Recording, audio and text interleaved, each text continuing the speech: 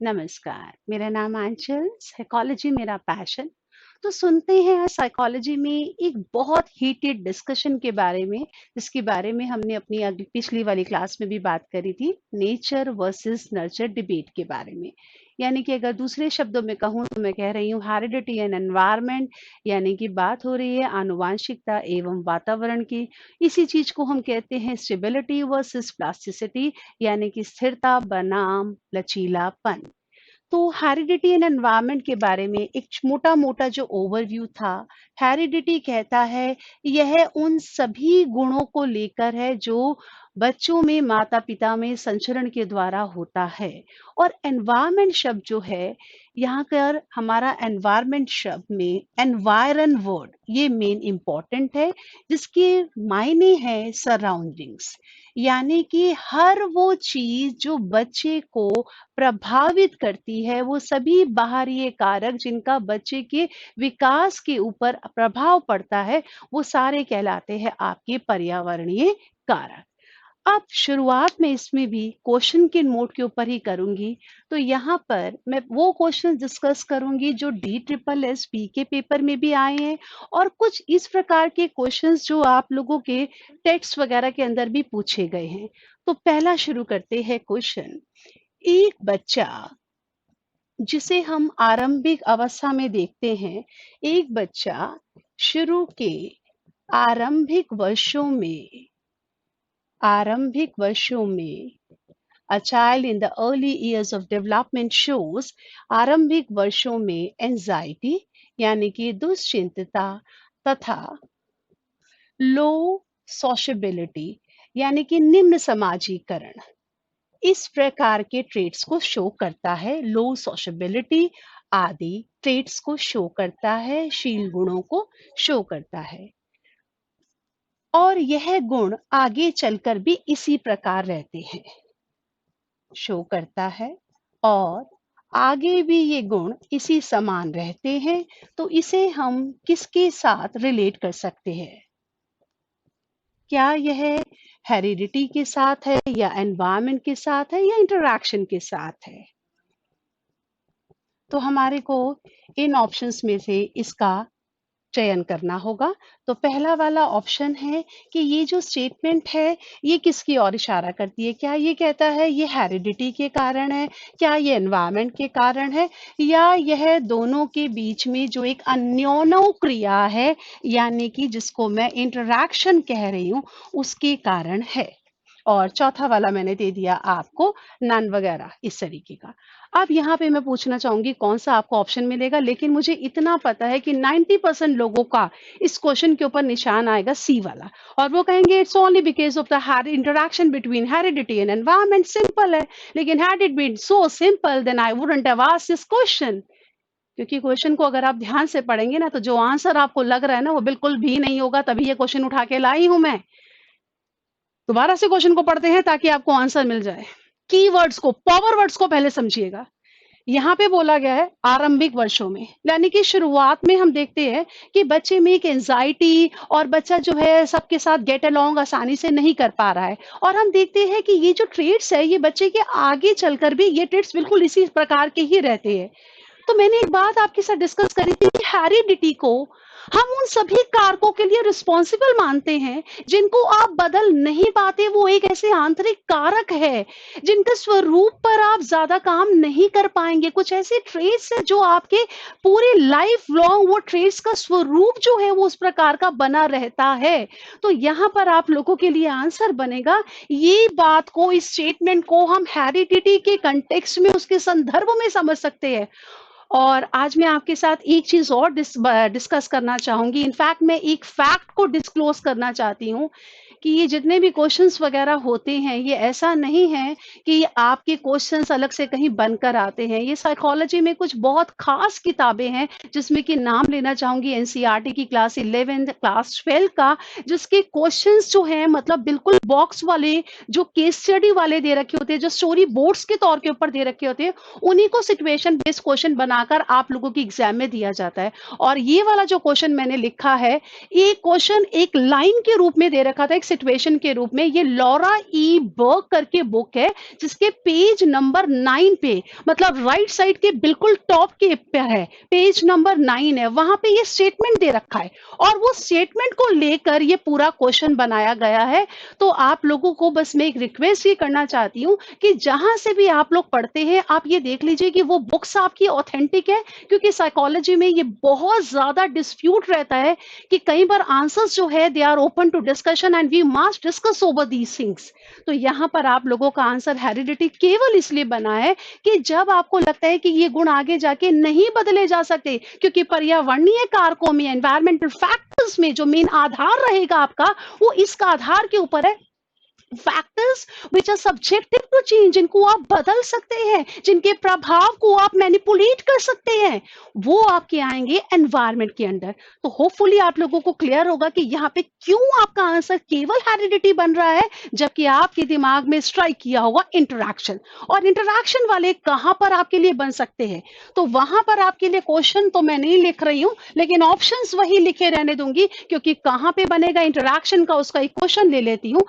थोड़ा आप लोगों की डे टू डे लाइफ से ही ले लेते हैं।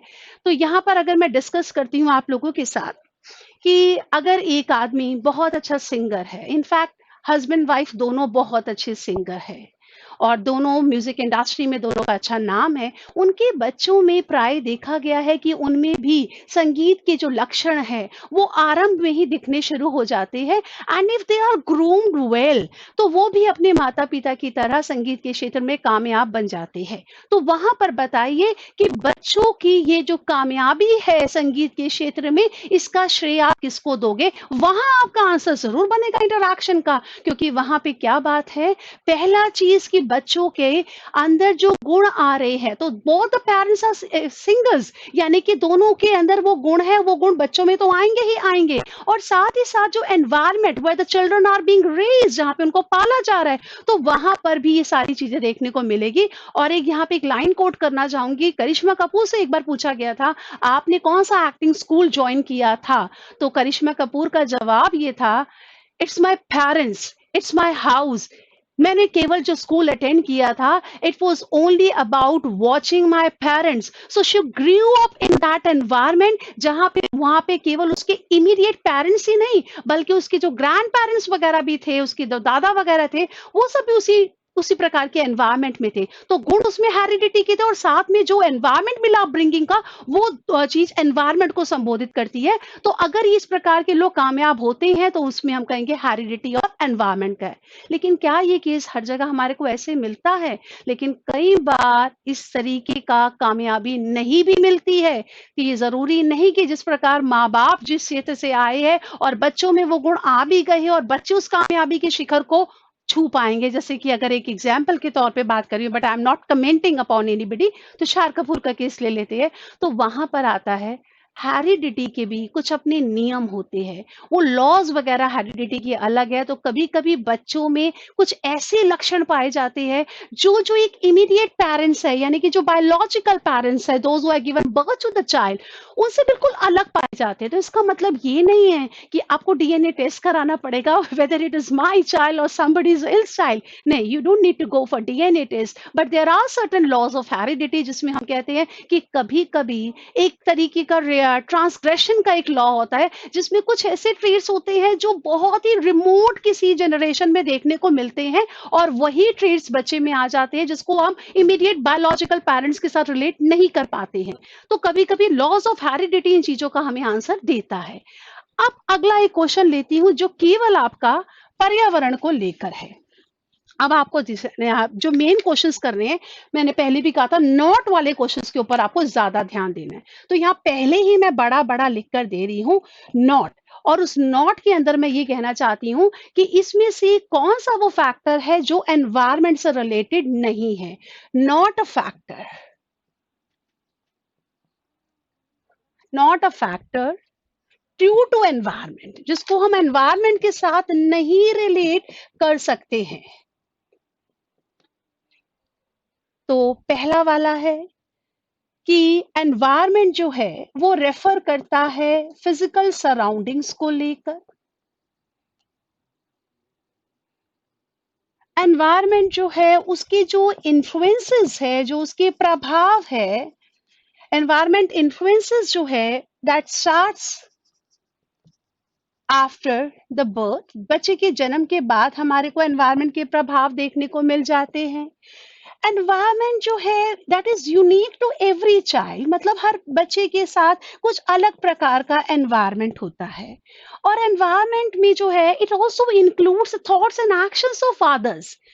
एनवायरनमेंट जो है इसके अंदर दूसरे आपके बारे में क्या सोचते हैं, उनकी आपके बारे में क्या धारणा है, उसको लेकर है। Includes thoughts and attitude of others. तो क्वेश्चन ये ऐसे नहीं है कि बस सिंपल देखा और फटाक से आपने आंसर लगा दिया, नहीं, you really need to analyse every option. Now I read out the options. पहला वाला कहता है एनवायरनमेंट जो है वो फिजिकल सराउंडिंग्स को लेकर है, तो मैंने कहा हाँ, ये कथन वुडवर्ड साहब का भी है कि एनवायरनमेंट हर उस चीज को डिनोट करता है जो बच्चे के बाहरी आवरण को संबोधित करता है। तो हाँ, ये फिजिकल सराउंडिंग्स को करता है। ये बात एनवायरनमेंट के कंटेक्स्ट में बिल्कुल ठीक है, लेकिन हमें तो कौन सी ढूंढनी है, नॉट वाली, तो ये वाला हमारा आंसर नहीं बन सकता। नंबर 2 पर आते हैं। नंबर 2 कहता है कि एनवायरनमेंट का जो प्रभाव है वो जन्म के बाद देखने को मिलता है। यहाँ गड़बड़ है, क्योंकि एनवायरनमेंट 2 प्रकार का है, प्रीनेटल भी है, पोस्टनेटल भी है, यानी कि प्रसव पूर्व भी है, प्रसव पश्चात भी है। तो एनवायरनमेंट जो प्रीनेटल की मैं बात कर रही हूँ, तो ये उस एनवायरनमेंट को संबोधित करता है जो बच्चे को माँ के गर्भकाल में, यानी कि जेस्टेशन पीरियड में, जेस्टेशन पीरियड जो 9 महीने का 270 से 290 दिन तक का होता है, उस पीरियड में जो भी बच्चे को एनवायरनमेंट अंदर माँ के शरीर में मिल रहा है, कि किस प्रकार का पोषण बच्चे को मिल रहा है, वो सारी चीजों को लेकर है। तो अगर हम कहते हैं कि एनवायरनमेंट का प्रभाव वही दिखने को मिलेगा जब बच्चे का जन्म हो गया उसके बाद, तो यहाँ पे गलती है। एनवायरनमेंट का प्रभाव तो 9 months of pregnancy are more important than postnatal time, क्योंकि जो प्री नेटल में एक बार चीजें हो गई उसको आप रिवर्स मोड के ऊपर नहीं ला सकते। और वहां पे जो भी डैमेज हो गया है वो जो है वो उसको अनडू नहीं कर सकते, उसको बदला नहीं जा सकता, दैट इज रिवर्सिबल। तो इसलिए ये वाला आप लोगों का आंसर बनेगा, लेकिन फिर भी हम सी और डी को डिस्कस करेंगे, though we have got the answer B as an option.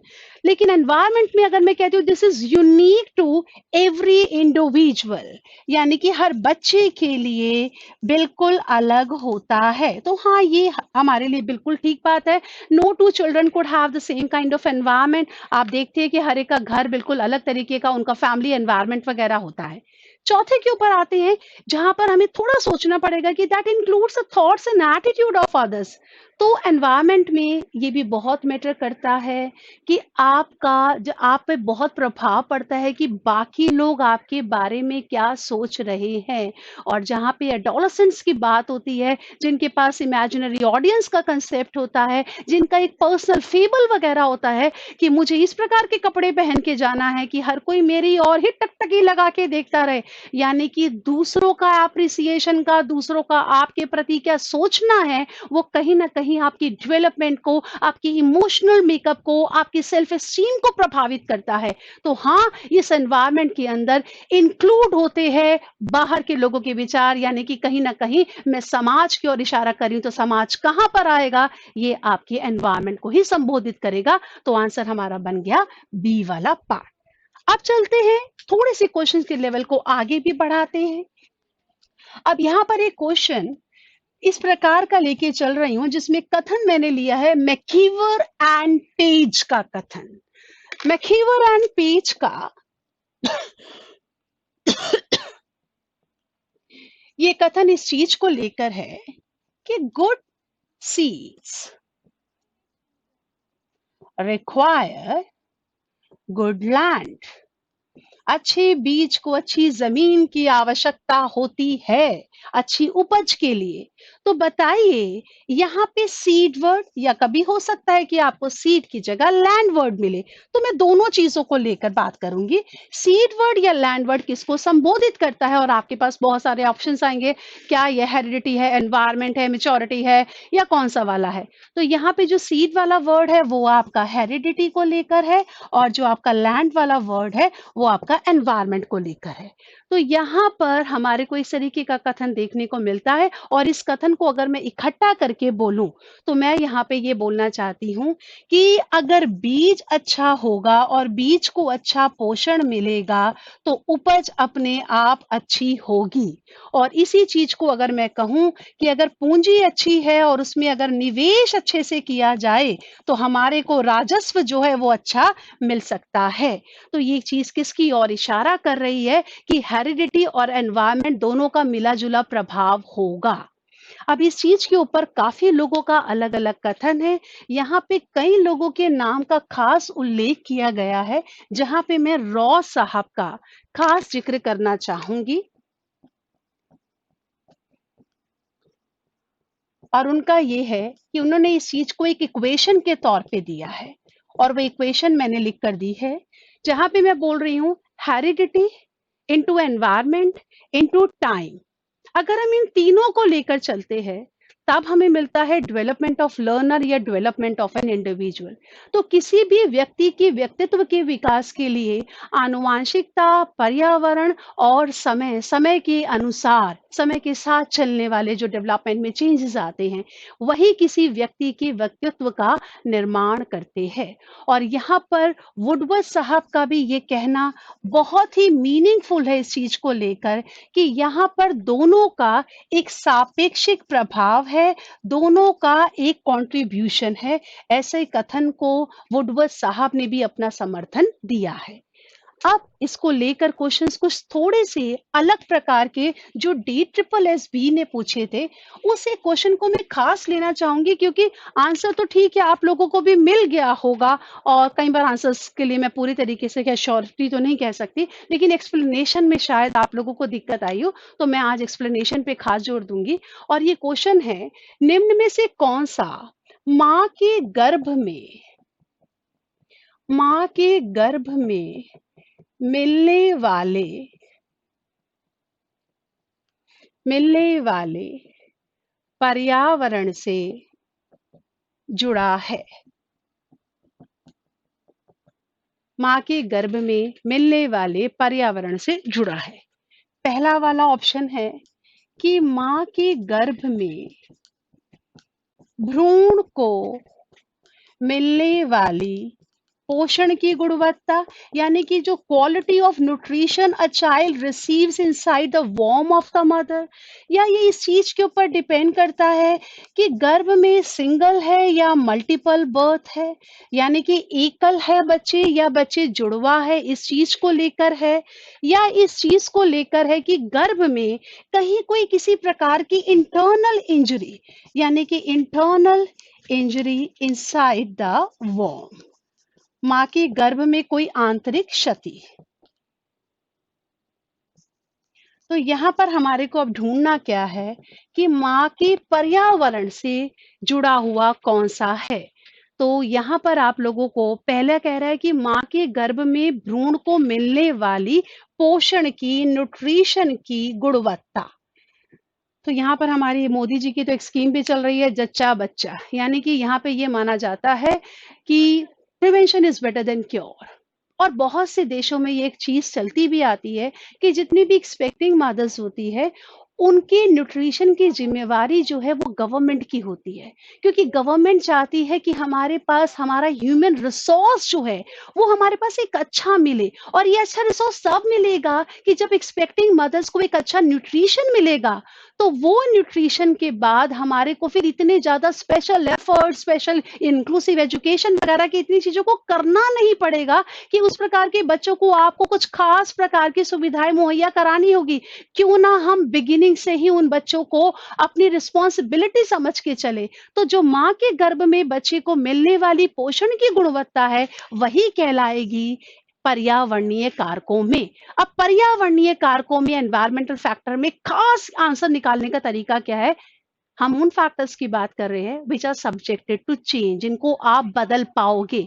तो माँ को मिलने वाला पर्यावरण, जो आपका प्रेगनेंसी का जो टाइम है, वो प्रेगनेंसी का टाइम अगर मदर को बहुत अच्छा एनवायरनमेंट मिले, इमोशनल सपोर्ट मिले, उसको कोई टेंशन नहीं है, कोई स्ट्रेस नहीं है, then she is likely to have a healthy baby.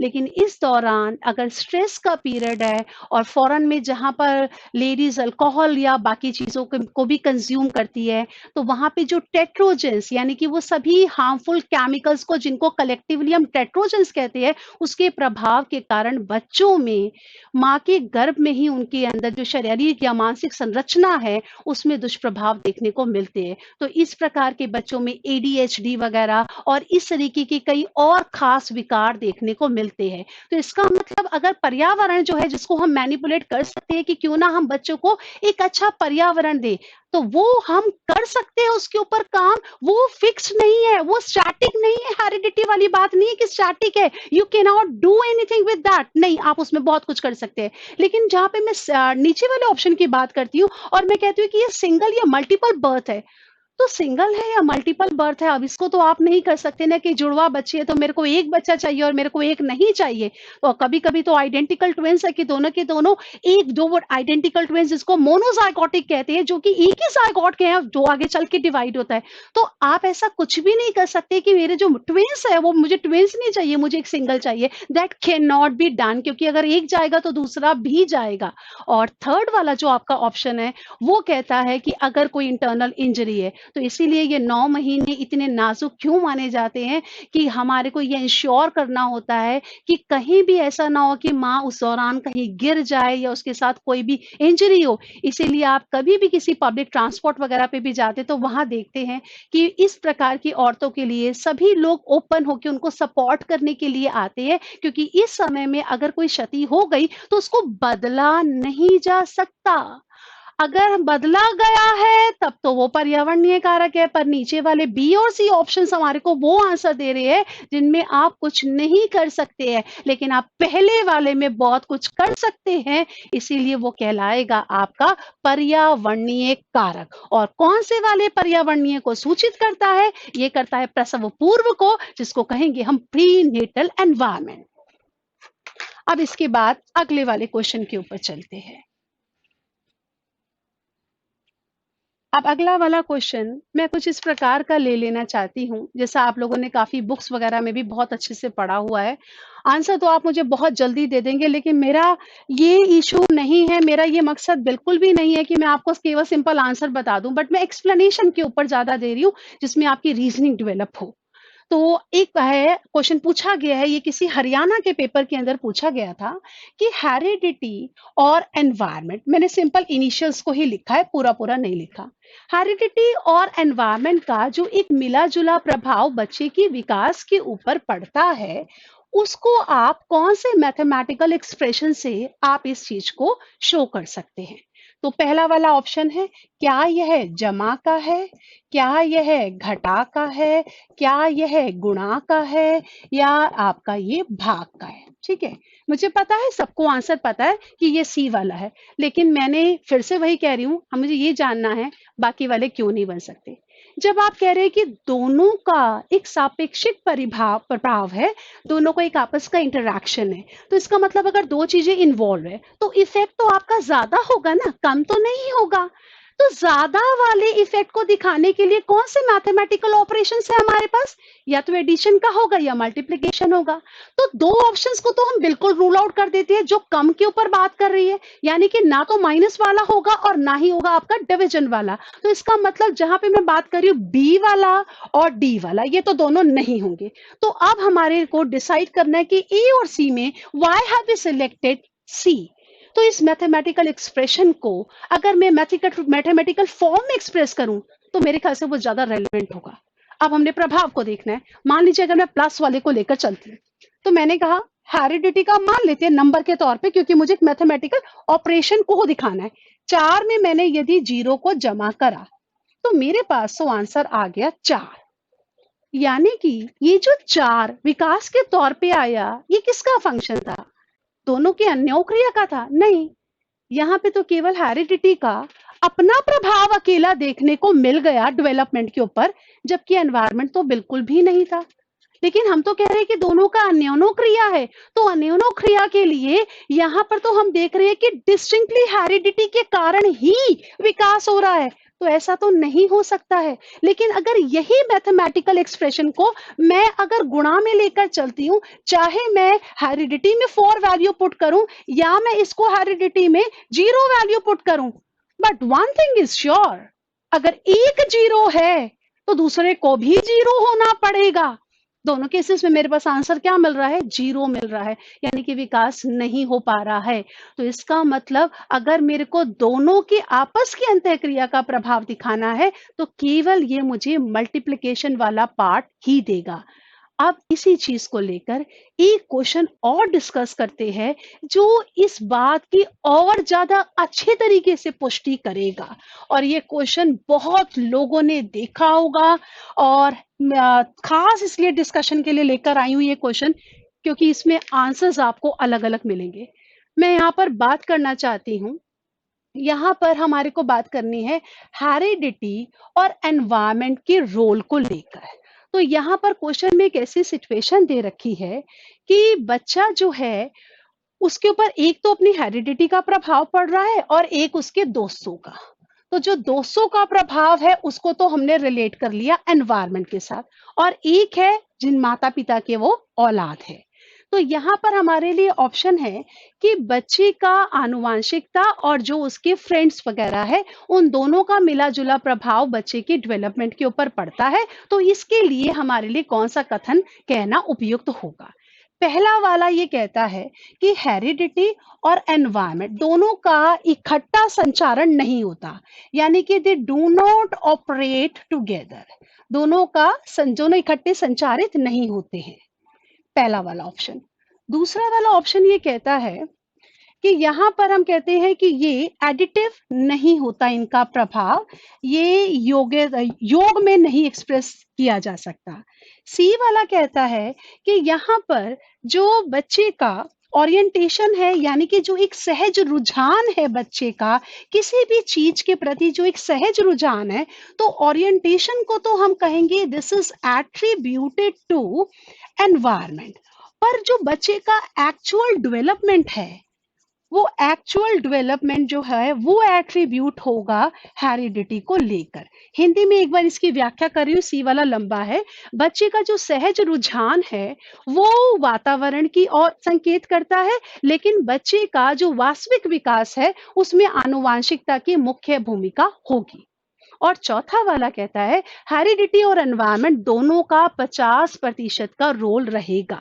मैंने ये बात पहले वाले लेक्चर में भी क्लियर कर दी है कि आप इसको कभी भी परसेंटेज वाइज डिवाइड नहीं कर सकते। अगर हम इसको इस तरीके से डिवाइड कर पाते होते ना तो हर घर के अंदर हम बच्चे नहीं, जैसे गोभी के फूल से बिल्कुल वैसा ही गोभी आता है, तो हो सकता है जिस प्रकार के माँ बाप है हम उसमें भी ऐसा प्रोग्रामिंग का कोड डाल देते कि हमारे को बच्चे बिल्कुल आइडेंटिकल फोटोस्टेट कॉपी मिल जाते जिस प्रकार के गुण हमने चाहे थे। नहीं, हमें नहीं मिलते हैं ये। इसका मतलब ये हमारे हाथ में नहीं है, क्योंकि there is no percentage division. तो कहीं पर भी ऐसा आंसर पे हम निशान नहीं लगाएंगे जहां परसेंटेज दे रखा है, चाहे 50% का है, 70-30 है, 60-40 है, no percentage can be held true.